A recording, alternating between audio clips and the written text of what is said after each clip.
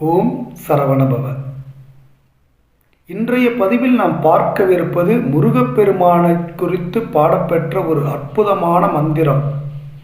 நாம் அனைவருமே இந்த மந்திரத்தை நாள்தோறும் படிக்கலாம்.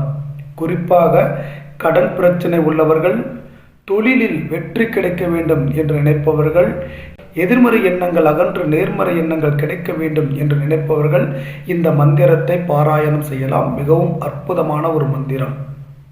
இந்த மந்திரத்தை நமக்கு அருளியிருப்பவர் தன்னுடைய 12வது வயதிலிருந்து முருகப்பெருமானை குறித்து பல பாடல்களை இயற்றியவர். முருகப்பெருமானின் தீவிர பக்தர். முருகப்பெருமானின் தரிசனம் பலமுறை கிடைக்கப் பெற்றவர். தன்னுடைய வாழ்நாளில் 6666 பாடல்களை முருகப்பெருமானுக்காக பாடி அருளியுள்ளார். சிறப்பு பெற்ற ஸ்தலமான பாம்பன் என்ற இடத்தில் அவதரித்த பாம்பன் சுவாமிகள் என்று அழைக்கப்படக்கூடிய குமர குருதாச சுவாமிகள் அருளிய ஒரு அற்புதமான பாடலை பற்றி தான் இன்றைய பதிவில் பார்க்கவிருக்கின்றோம். இவர் பல கவிகளை சித்திர கவியாக பாட வல்லவர். சித்திர கவி என்றால் ஒரு உருவத்தை வரைந்து அந்த உருவத்திற்குள்ளே அந்த எழுத்துக்களை பொருத்தி அந்த எழுத்துக்களை ஒரு கீழிருந்து மேலாகவோ இடமிருந்து வளமாகவோ அந்த உருவத்திற்குள்ளே படித்து வந்தால், ஒரு சித்திரம் போன்று அந்த உருவத்தில் படித்து வந்தால் அதற்கு ஒரு பொருள் ஆனது கிடைக்கின்றது. அப்படி பல சித்திர வடிவங்களில் அவர் பாடல்களை பாடியுள்ளார். அந்த சித்திரங்களில் பெரும்பாலானவைகள் எவை என்றால் முருகப்பெருமானின் சின்னங்களாக இருக்கக்கூடிய வேல், மயில் மற்றும் தேர், இப்படி அந்த சித்திரங்களில் அந்த எழுத்துக்களை அமைந்து பாடியுள்ளார். இப்போது நாம் பார்க்கவிருக்கக்கூடியது முருகப்பெருமானின் வேலின் வடிவமைப்பில் அமைந்துள்ள அந்த சித்திரத்தில் அமைந்துள்ள ஒரு பாடல். வேலை குறித்து பலரும் பாடியுள்ளார்கள். முருகன் வேறு, வேல் வேறு அல்ல. முருகனை வணங்குவதும் வேலினை வணங்குவதும் ஒன்றுதான். வேலினை வணங்கி நாம் நம்முடைய பிரார்த்தனை வைத்தாலும் முருகப்பெருமான் நமக்கு அருள் செய்வார் என்பதை நாம் பலமுறை பார்த்துள்ளோம். வேல் மாறல் படிக்கின்றோம், வேல் வகுப்பு படிக்கின்றோம். இப்படி வேலினை குறித்து பலரும் பல பாடல்களை பாடியுள்ளார்கள். அந்த வகையில் வேலின் வடிவத்தை ஒத்த அந்த சித்திர கவியை நமக்கு இயற்றி தந்துள்ளார். இந்த சித்திரத்தை நாமும் ஒரு பேப்பரில் வரைந்து வைத்துக்கொண்டு அதில் உள்ளது போல் அந்த எழுத்துக்களை பொருத்தி அந்த பாடலை நாம் படிக்கலாம். அதை எப்படி படிப்பது, எப்படி ஆரம்பிப்பது என்பதை நாம் தொடர்ந்து பார்ப்போம். அப்படி சித்திரத்தின் மூலம் கொடுக்கப்பட்ட அந்த பாடல் வரிகள் என்ன, அதற்கான விளக்கம் என்ன என்பதையும் இந்த பதிவில் பார்ப்போம். இந்த பாடல் வேலின் வடிவமைப்பில் இருக்கக்கூடிய இந்த பாடல் சத்திர பந்தம் என்று அழைக்கிறார்கள். அஸ்திரம் என்றால் இலக்கை நோக்கி குறிப்பாத்து எய்வது என்று பொருள். சஸ்திரம் என்றால் நம்மை பாதுகாக்கக்கூடிய கவசம் என்று பொருள். அப்படி நம்மை பாதுகாக்கக்கூடிய ஒரு கவசமாக இந்த பாடலானது அமைந்திருக்கின்றது. இந்த பாடல் எப்படி வேலின் வடிவத்தில் அமைந்திருக்கிறது என்பதை நாம் இந்த படத்தில் பாருங்கள்.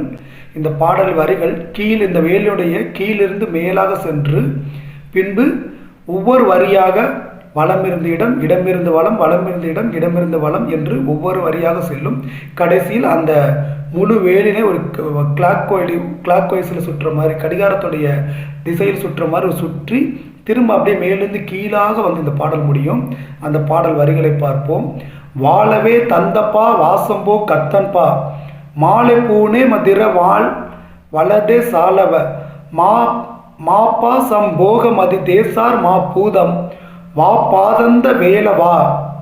அதாவது நீங்கள் இந்த பாடலுக்கான அர்த்தம், இந்த பாடல் எப்படி அமைஞ்சிருக்கு பாருங்கள். இந்த வேல் வடிவத்தில் கீழேருந்து நீங்கள் பார்த்தீங்கன்னா கீழேருந்து படிச்சுட்டே வாங்க. ஒவ்வொரு எழுத்தா வாழவே, வாழவே, தா இந்த பா தாந்தப்பா, வாசம்போ வாசம்போ, காயித்தன்பா கத்தன்பா, மாலைப்பூ மாலைப்பூ,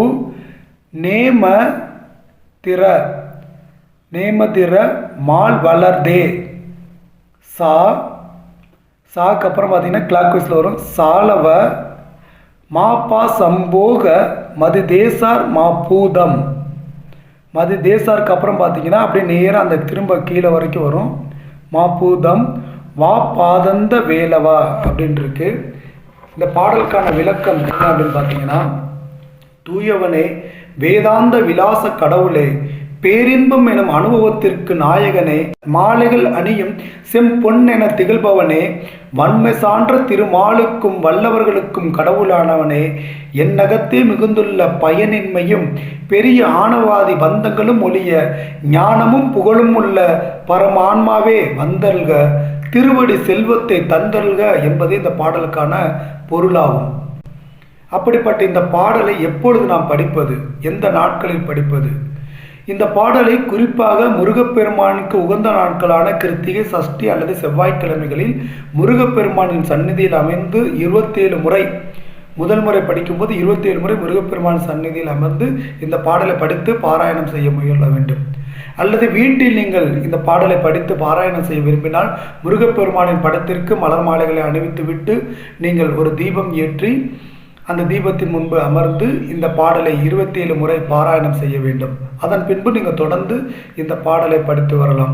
இந்த பாடலை படித்து வருவதன் மூலம் உங்களுக்கு உங்களுடைய கடன் பிரச்சனைகள் தீரும், தொழிலில் வெற்றி கிடைக்கும், நேர்மறை எண்ணங்கள் பெருகும், செல்வம் பெருகும், நீங்கள் தொட்ட காரியங்கள் அனைத்தும் நல்லபடியாக நடக்கும்.